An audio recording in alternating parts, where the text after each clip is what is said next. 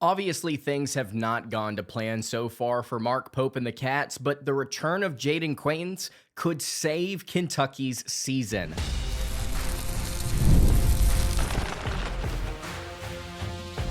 You are Locked On Kentucky, your daily podcast on the Kentucky Wildcats, part of the Locked On Podcast Network, your team every day. All right, what's going on, Big Blue Nation? Welcome on into Locked On Kentucky, your daily Kentucky Wildcats podcast. I'm your host, Lance Dawe, and on today's episode of Locked On Kentucky, we're going to be talking about whether or not JQ can actually save Kentucky's season. Does the return of Quaintance so dramatically alter the future of the season that it could possibly be saved by just one player? Going to dive into that, as well as on today's episode, we're going to address the JMI problem, Kentucky's recruiting problem. Why have they not been able to land literally anybody? Not even just necessarily top talent, but literally anybody up until this point. We're going to talk about JMI, NIL, what Mark Pope is doing in all of this.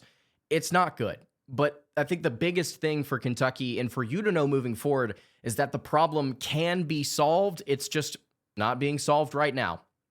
Today's episode is brought to you by FanDuel. If you want to be right in the middle of the action this season, you can visit FanDuel.com and place your NFL live bets all season long. Thank you guys so much for making Locked On Kentucky your first listen every single day. I want to remind everyone out there that we are free and available on all platforms. If you're watching on YouTube, would greatly appreciate it if you subscribe to the show. And if you're listening on podcast, I would also appreciate it if you subscribed there as well. Got a lot of notes on today's episode, both physical and on this massive Google Doc that I have. I've tried to summarize all of my thoughts, kind of break down my notes about everything going on with Kentucky recruiting, why the team, why the program is failing, at least in the eyes of fans. Is it real? Is it authentic? How should we actually feel about it? Got a lot coming to you on today's show, but I wanted to start today by talking about the return of Jayden Quaintance. Not even just the return, the addition of Jayden Quaintance. The transfer from Arizona State, the lottery pick center that was actually originally committed to the Wildcats way back when, before Coach Cal left for Arkansas. He will be returning either this Saturday against St. John's or against Bellarmine there in next week. I'm excited about it. I know a lot of you are.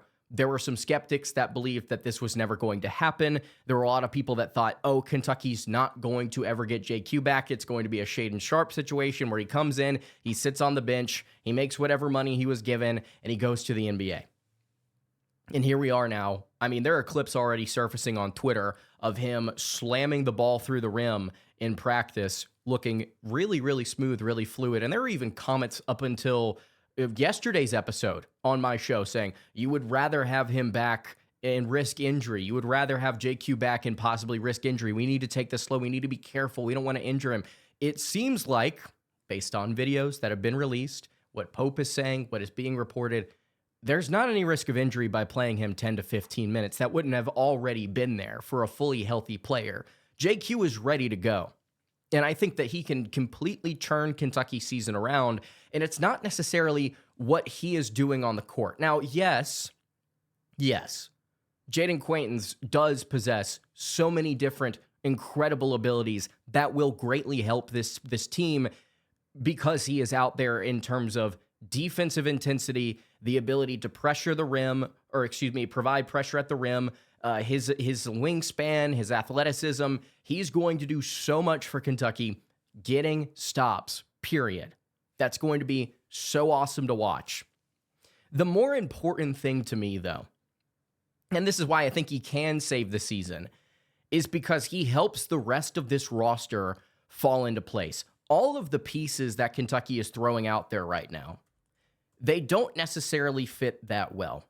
And I think a lot of people would agree with that. You see articles written by CBS Sports saying that the talent is not necessarily bad. It's just that the pieces don't fit well together. You hear me on my show saying the exact same thing. You hear people at ESPN saying it, Field of 68, KSL, everyone's saying the same thing.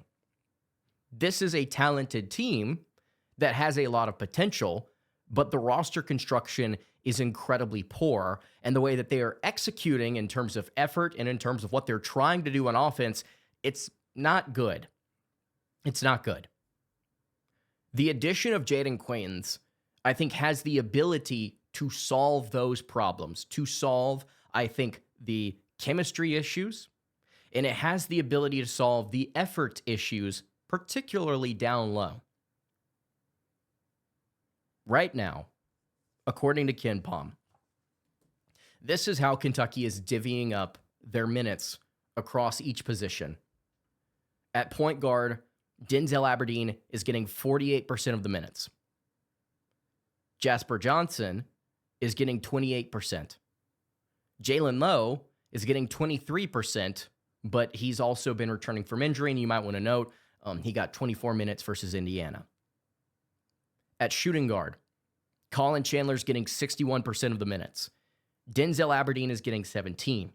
Otega Owe is getting 12% of the minutes at the 2. And Jasper Johnson is getting 8% of the minutes at shooting guard. At small forward, Otega Owe is leading the way at 59%. Trent Noah at 23% behind him. Cam Williams at 11% and Colin Chandler at 6%. At power forward, it's a huge grab bag. Williams at 36%, Garrison at 20%, Trent Noah at 18%, Yelovich at 15%, and Mohamed Diabate at 11%. You want to note, he played 22 minutes against Indiana. He's going to be having a larger share of those minutes moving forward. Malachi Marino has gotten 62% of the minutes over the last 5 games at center. Yelovich has gotten 22%, and Garrison has gotten 16%. You'll notice, from top to bottom, Kentucky has players playing out of position. And I understand that one of the biggest pitches from my show, from a lot of other people heading into this season, is that about Kentucky's roster, one of the biggest pitches towards why they will be a great team is that, well, they can kind of play positionless basketball. They can do a lot of different things with this rotation because they've got so much versatility in between guys, like projected versatility. And that's ended up not necessarily being the case. While Aberdeen has been, I think, okay, I don't think he's been poor. I think he's been okay. He's not a point guard. He's not out there looking to distribute the way that a point guard, a Jalen Lowe type would. It's hurting the offense. He's playing out of position, and he's getting a large chunk of his minutes, the overwhelming majority of his minutes, at a position that he is not comfortable playing. He's not a natural PG. Jasper should not be playing as many minutes as he is on ball. I understand that he can do some great things on ball. He's a much better spot-up scorer, and that's the way that he should be used. Chandler should not be getting as many minutes at shooting guard. I don't think. I think it should be a little bit more even between him and Aberdeen, and frankly, I would not be mad at a world where Otega got some minutes at shooting guard. You had whoever at point guard, preferably Low, and then you had somebody like Cam Williams at small forward. Unfortunately, we don't live in a world where Cam Williams is shooting even semi-competent from 3. He was brought in as a 40+% three-point shooter from Tulane, and he hasn't been able to hit anything this season. So if he was shooting, I mean, that would be the perfect thought there, right? Is to have your star play the most minutes at the 2, at 6'5", and a running back style player, have a really good point guard distributor that can get downhill, have a 3-and-D type at small forward that's 6 foot freaking 8, and then you can kind of work everything else out, right? At power forward, Cam Williams should not be getting 36% of the minutes. Like, he just should not be playing that much, especially at the 4. He's kind of had to, again, because Diabate's been out, and all these different things have caused problems. Garrison shouldn't really be playing at power forward at all. I think that Garrison's minutes will be limited moving forward with the addition of JQ. Yelovich probably shouldn't be playing as much. We got to see him play. We didn't see him play at all, I should say, against Indiana. So how should this be? So how does JQ save the season? What solves the problem here rotationally? How does he help all the pieces fit? Well, here's how I would project it. I would say that Jalen, from here on out, if he's healthy, gets somewhere between 60 to 65% of the minutes at point guard, if not more. He is what makes this engine go, and as long as he's healthy and is able to stay conditioned enough where he can be out there that long, that's how Kentucky should do it. Aberdeen should get 17.5%. Johnson should get 17.5%, possibly less at point guard. You'll notice that's 11-ish% less than what he's currently getting. Jasper is. At shooting guard, Chandler should be getting somewhere between 55 to 65% of the minutes. I think Aberdeen should be getting about 25 to 35%, or maybe you want to work Jasper in, or excuse me, Denzel Aberdeen should be getting 20, 30, 35%-ish, and maybe you can work Jasper in, kind of take some of those minutes away from Aberdeen. Make Aberdeen the role player that you brought him in to be, and not some be-all, end-all shooting guard. Let Chandler and Johnson, who is so incredibly talented, kind of take over there.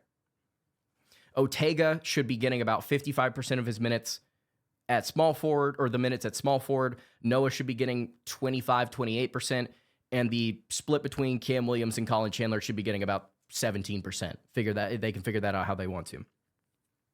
Power forward can still be a little bit of a grab bag with Diabate at 55%, Cam Williams at 25%, Noah 12-ish if you want to go small, Garrison a little bit if you want to try him and JQ. They've tried him and Marino a little bit. I don't know to what success. I can't pull that up on Evan Mia. And then barely play Yelovich at all. Yelovich should basically not be in this rotation. Unless you have to play him, don't. And the center position should be mostly JQ. Malachi Marino backing him up and Garrison playing a little bit. It puts Jalen Lowe, your true point guard, playing the most minutes at the position that he's comfortable. It puts Colin Chandler playing the most minutes at the position that he's most comfortable at shooting guard, instead of having to slide down to small forward. You have Aberdeen backing him up. Aberdeen should not start. He shouldn't start. Ortega playing, again, most of the minutes at small forward, but because of his lack of shooting ability, I think you let Noah play all of his minutes basically at small forward, maybe a little bit of power forward if you want to go small. Cam should have to back up at the 3, and until he figures out how to shoot, I don't know if he is as big of a player in this rotation as we expect. We can play him a little bit at the 4, but Diabate gets to play his natural position at the 4, and then Quaintance plays at the 5, Marino plays at the 5. That's kind of how it should be. Your point guard's natural, your shooting guard is natural, your small forward is natural, your power forward is natural, and your center is natural. Instead of having a 2, actually played more at the 3 at Florida than he did at the 2, have a tweener guard that played most of the time at the 3 at Florida as your point guard, right? Instead of having what should be a backup 3 as the player that gets the most minutes at the 4, and splitting your backup center from a season ago between the 4 and the 5, because you have to have some sort of size there, and Yelovich isn't the guy that you need. You can kind of sort this out a little bit better. The rotation becomes more clear. It gives more stability to what Kentucky's doing in and out of timeouts. There's less panic. There's more depth just because there's another player out there. It solves so many different problems for Kentucky. So many different problems with Jaden Quaintance being out there individually. And then also, I think in terms of a chemistry perspective, everything sort of slots into place a little bit better around him. So could he save the season? Well, if Kentucky's chemistry is a lot better, yeah. Because then you start to look at some games that Kentucky's currently not projected to win. On the road at LSU, they're not projected to win right now. I could see that as a dub. Tennessee, who is a very comparable team to Kentucky, I think that's a team Kentucky can beat. I think a team like Vanderbilt on the road is a team Kentucky can beat. Arkansas is a team Kentucky can beat. Florida is a team that Kentucky can absolutely beat twice.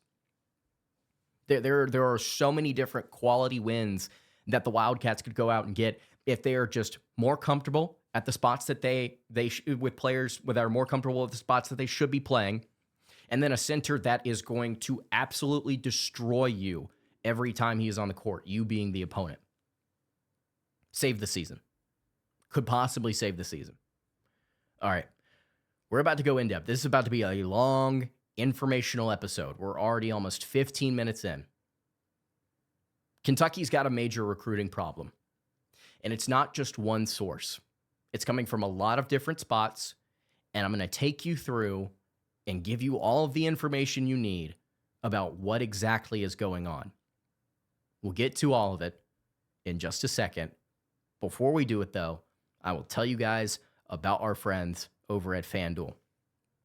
NFL Sundays move pretty fast. One big play, and suddenly everything feels different for you. That's what makes live betting with FanDuel so exciting. You're not just sitting there watching the game, you're actually reacting to it in real time. With FanDuel, you can place bets as the action unfolds, every drive, every momentum swing, every highlight moment.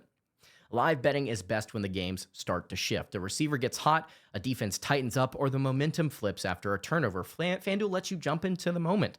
They've got live spreads and money lines that adjust instantly. They've got player props as updates that update as guys heat up. You can bet on the next touchdown score, drive results, totals, and more. It keeps you locked into every single snap, every drive, every possibility. So if you want to be right in the middle of the action this season, visit FanDuel.com and place your live bets all season long. FanDuel, the game moves fast, and so can you.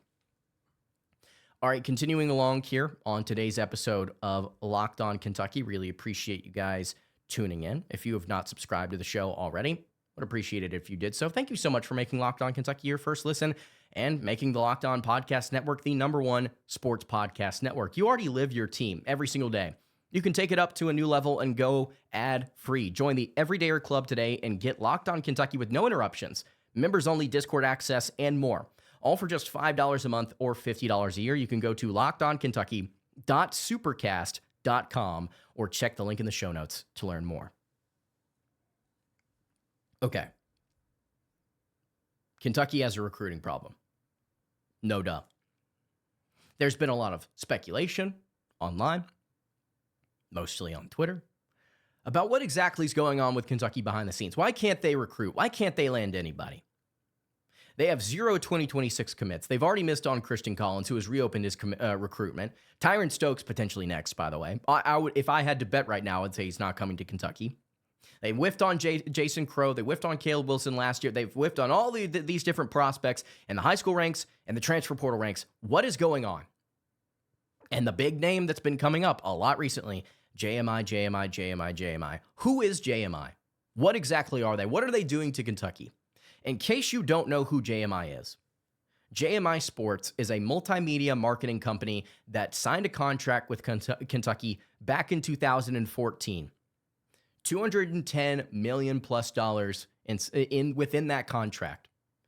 They sign a new contract or an extension with JMI Sports back in August. A deal that is worth $465 million projected, by the way. They're projecting future ad sponsorships and different marketing deals and stuff like that.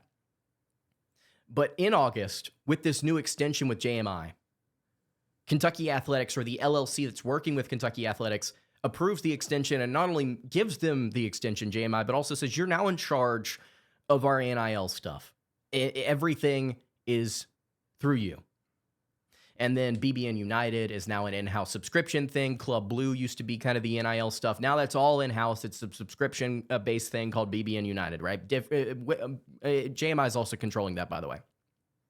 I've got 3 different articles here that I would encourage you to go read. We're going to be talking mostly about things that they have to say today to give you an update on what's going on. 2 of these are by John Hale, who works for the Herald Lexington Leader. And then one of these articles is via Kentucky Sports Radio, written by friend of the program, Jacob Polachek, and then also KSR's Jack Pilgrim. First article was written on August 13th this year at 3:47 p.m. The other one, December 17th at 9 a.m. from the Lexington Herald Leader. And then the KSR article was written on December 11th of this year as well. So some recent news and then some stuff that happened back in August that I just want you to read to kind of get up to speed on what exactly is going on here. You can read it now. You can read it while we're talking about this. But here's the core problem. Kentucky doesn't have any recruits. They missed on Christian Collins. What is going on? That's the question. And everybody wants to know. And I'm here to tell you, it's not just one thing. And this is what I've written down in my notes. Kentucky is being held back by 3 things. Institutional restraint. Their execution when it comes to NIL deals is unclear. And it's basically scaring people away. Not scaring recruits away, but they would rather go elsewhere for better clarification and quicker deals. And then there is human emotion involved, specifically from Mark Pope when it comes to closing these deals out. And this is all happening at a really bad time for Kentucky. Kentucky is very unique in a bad way with how JMI is structured.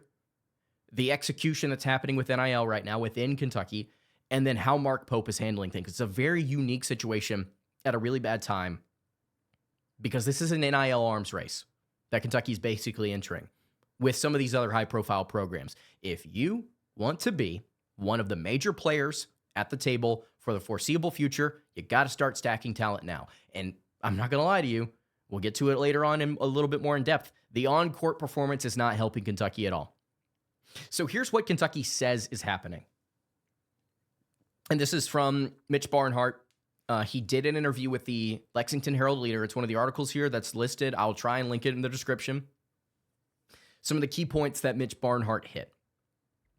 Athletes, Kentucky athletes, future potential Kentucky athletes, they can sign NIL deals with anyone, right? But because of the partnership with JMI, they can't use Kentucky logos, facilities, or marks without going through official partners of JMI. So if you are not a JMI partner and you want to do a deal with Christian Collins can't wear Kentucky gear.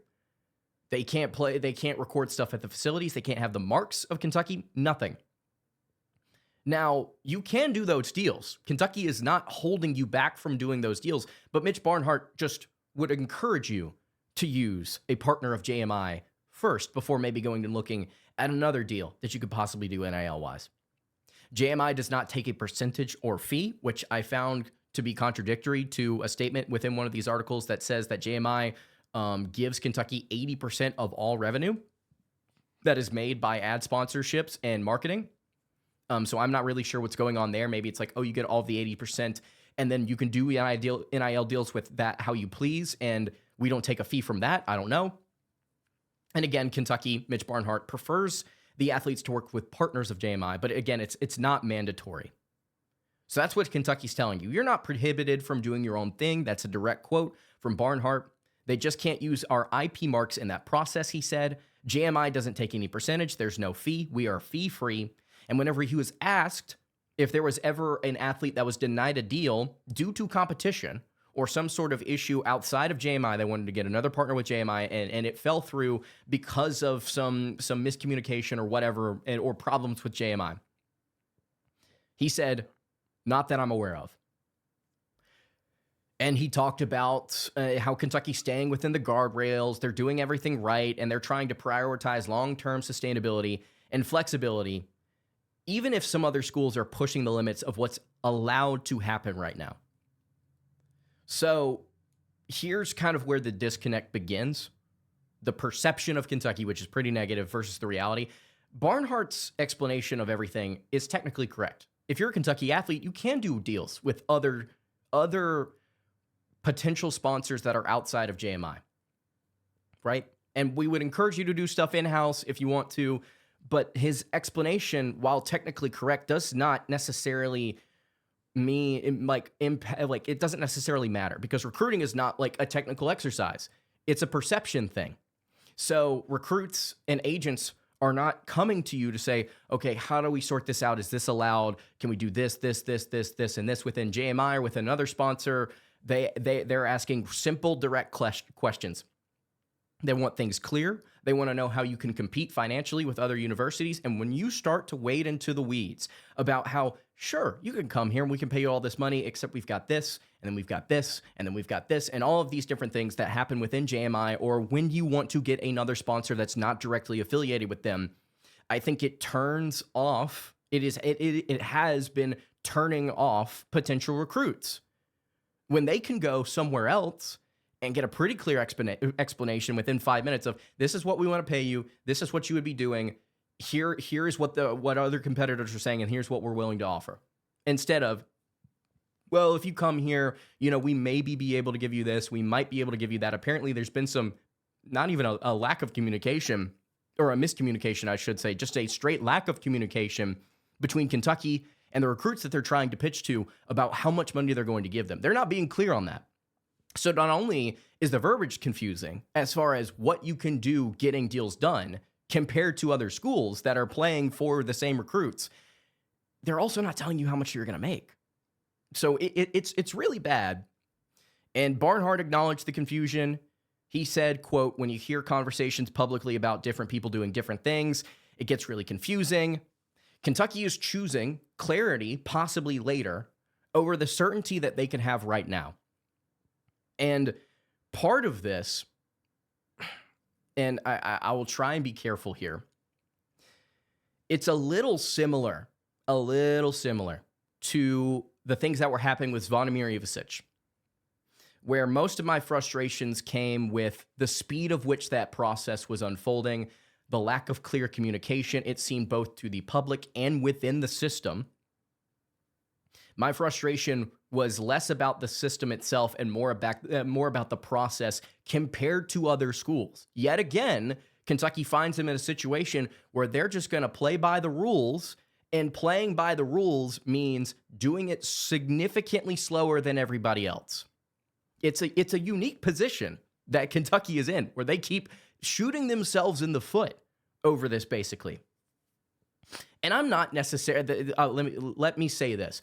I'm not necessarily asking Kentucky to push the guidelines and parameters that have been set out by the NCAA House settlement or whatever other legally binding things might be in place via the NCAA or higher powers. I'm not asking them to push the limits of said laws or things that have been put in place, restrictions, etc. What I am going to acknowledge, and other sources are going to acknowledge in a little bit, is that Kentucky isn't doing that. And it sounds like a lot of other schools are willing to push it and dare the NCAA or the United States of America to put any sort of serious, hard, clarifying legislation in to shut down some of the things that they're doing, pushing the current bounds of what's allowed in recruiting and NIL, etc. Kentucky is trying to play the game right, while others are saying, we're going to push the boundaries of that a little bit. We're going to be more clear. We're more direct. We'll tell you how much you make. And we're maybe doing things that we maybe shouldn't be, I should say. So that's what Kentucky is telling you is happening, that athletes can sign anywhere. JMI is not prohibiting anything. You can do your own thing, but there are guidelines. Start to see some disconnect. And then we'll get to what KSR is reporting. Huge article from Jacob Polachek and Jack Pilgrim, which is public, actually. It's not behind a paywall, if I'm not mistaken, so we can talk about this at length, about what they're reporting on December 11th says about Kentucky, NIL, JMI, Mark Pope, etc. We'll get to all of that here in just a little bit. Before we do it, though, I'll tell you guys about our friends over at Omaha Steaks.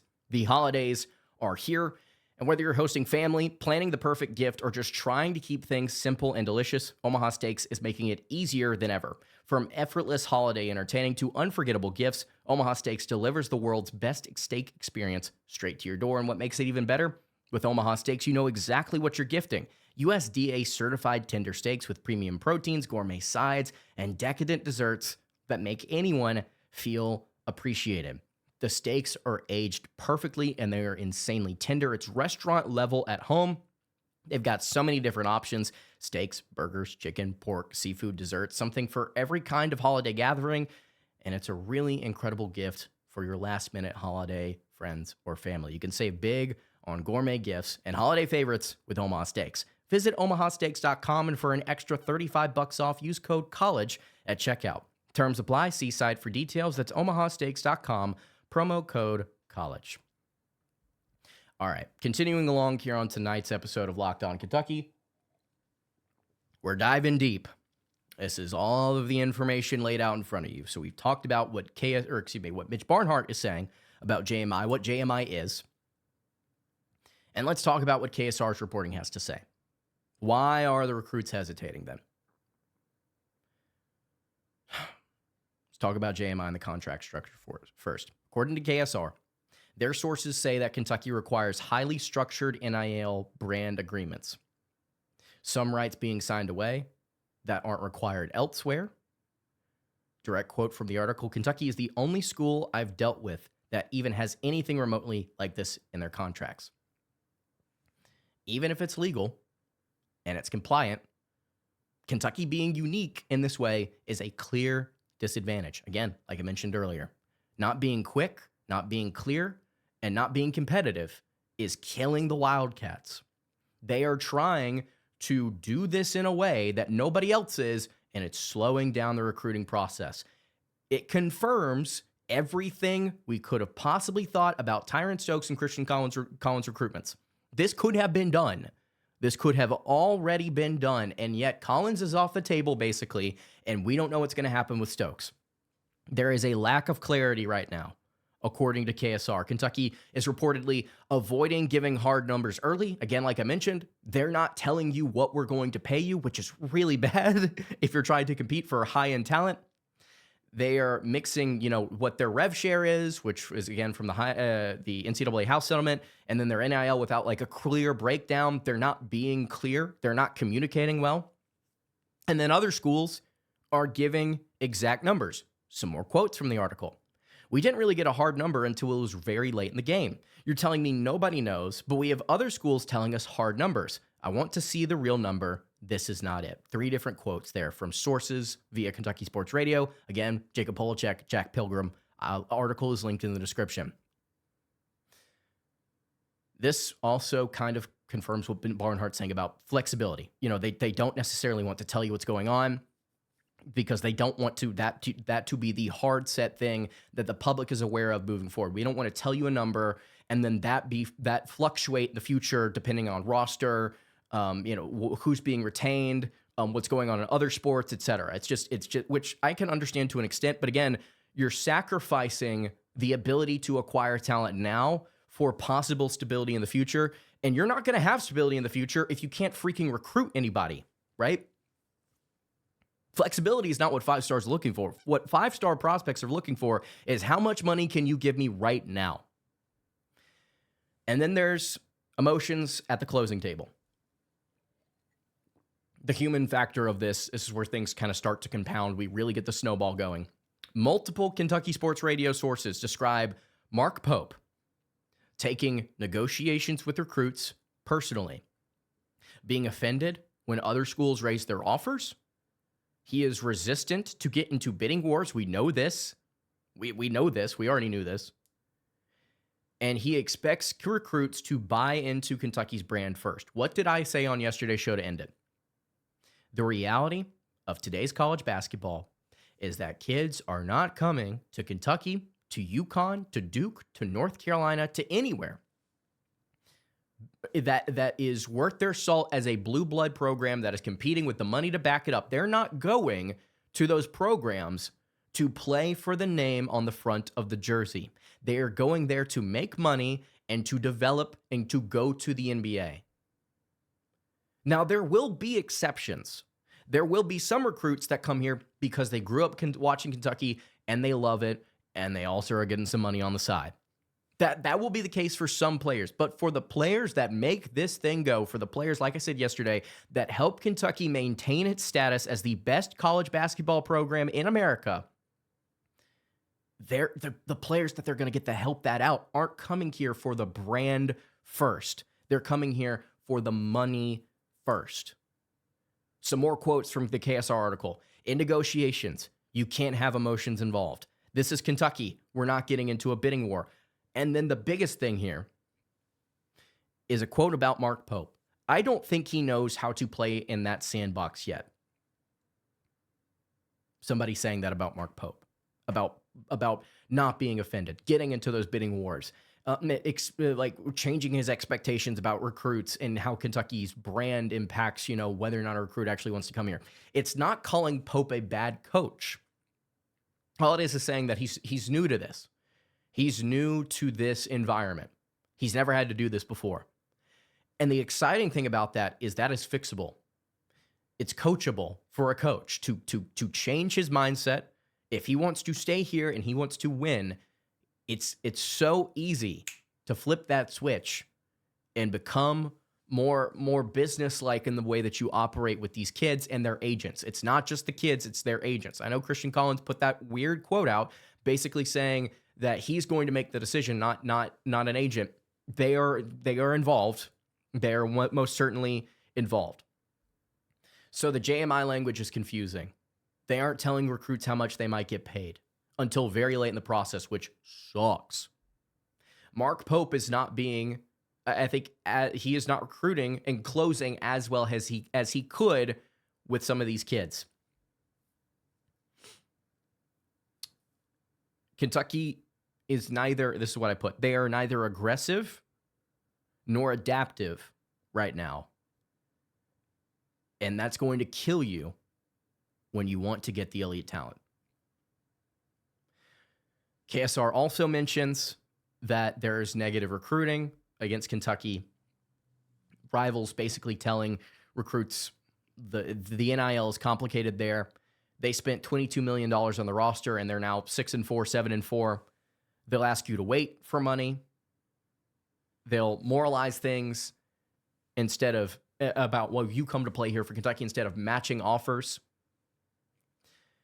It's pretty clear Kentucky overpaid on their roster, and it sucks. And whether we like it or not, it just sucks. Their negative recruiting is not necessarily the thing that I'm worried about the most, because again, like, all of these problems are in-house. These can all be solved, but they're not being solved right now. And so I'm curious to see if Pope can change his stance on how he's recruiting these guys, if he can change his stance on how to close these things out.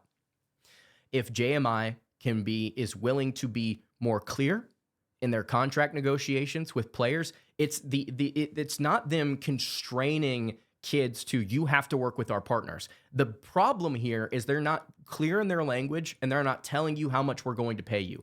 That is the issue. That is the problem. It's not the amount of money Kentucky can spend. It's not about the brand per se. The system is far too cautious, way too conservative. It's muddy. The pitch that they're giving to these kids is so unclear, it's turning them off. And the guy that's trying to close the deals, whenever they get close, Mark Pope, is still learning how to do that at this level of ball. And elite recruits are not going to sit around and wait for you to figure your stuff out so then they can come commit to you. This has to be changed now. And I don't know if they're going to do it, but it's so clear what they have to do. They just have to communicate better. They have to clean up their contract verbiage, and they have to get their head coach in the right headspace whenever he's finally trying to nail some of these things down. So that's what's going on. It's a lot of different issues compounded into one big zero when you go and look at Kentucky's 2026 recruiting class.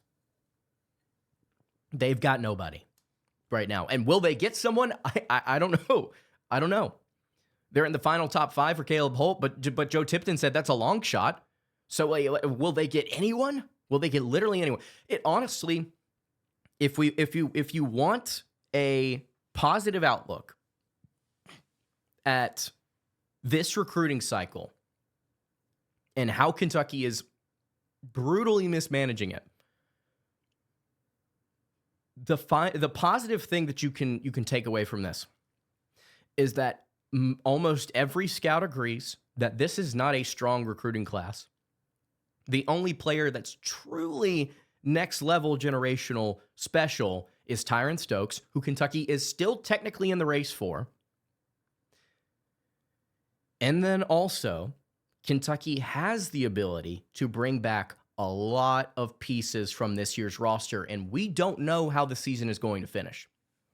If they finish well, if they go on a huge run in March, if they win a ton of games in SEC play, if some of these players start to correct back to what they were expected to do coming in, shooting, defense, efficiency, probably the biggest thing there, then you can retain a lot of players, be excited about where you're going in 2026, and fill the spots in with talent through the portal and with a coach that now understands how to go out there and pitch. And maybe JMI at that point will change some of their verbiage, and maybe Mitch Barnhart will be willing to kind of force that to happen.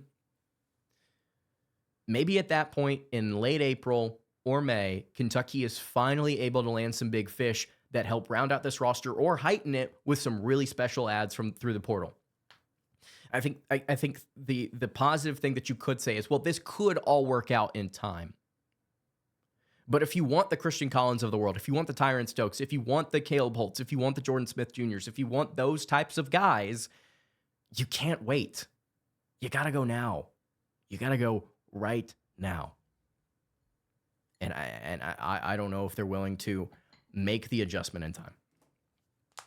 Thank you so much for tuning in today to Locked On Kentucky. Make sure you subscribe and follow Locked On Kentucky so you can get all of the latest episodes. Follow me on Twitter at Lance Dawe_. Follow the show over on Instagram at Kentucky Podcast. You can also follow us on Twitter at Locked On UK. If you need a last-minute holiday gift or someone keeps asking you what you want, you can make it really easy. You can join the Everydayer Club, ad-free episodes of this show, exclusive Discord server access to all of our different Locked On hosts, and more. Subscriptions can be gifted through lockedonkentucky.supercast.com. For those of you on video, we'll send you over to our first ever 24/7 national Locked On Podcast Network YouTube channel. On audio, make sure you make your second listen Locked On College Basketball. I'm Lance Dawe, host of the Locked On Kentucky podcast. I hope you guys have a great rest of your day. And of course, God bless. Arguably, one of the longest shows we ever done. It's a lot of info. Take it and run.